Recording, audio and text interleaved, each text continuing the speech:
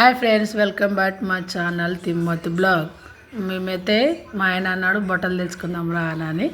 ఎక్కడ తీసుకుపోతున్నాం అంటే shopping mall తీసుకొని పోతారా అన్నాడు. సరేలే అని రెడీ అయితే పోయినాము. అక్కడ పోయినాక నాకు మెయిన్ ఏంటంటే లిఫ్ట్ ఎక్కాలంటే కొంచెం భయం అవుతుంది. అందుకనే లిఫ్ట్ రాను కొంచెం సరే అనేది భయం అవుతుంది. ఎక్కినాక మరి అమ్మయ్య ఎక్కిలా అని అనిపిస్తుంది.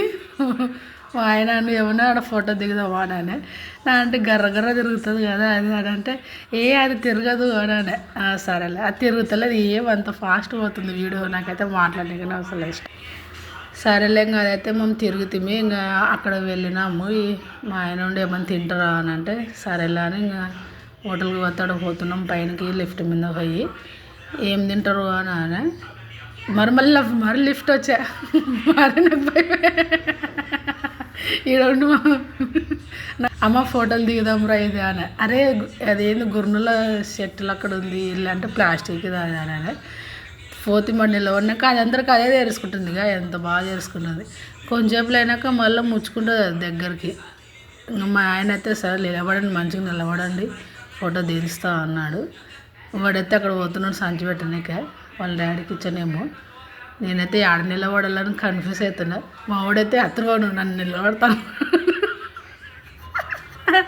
మరి దగ్గర గుంజుకొని మరి నాన్నైతే ఇంక సై చేసుకుంటే మంచిగా ఉంటుంది.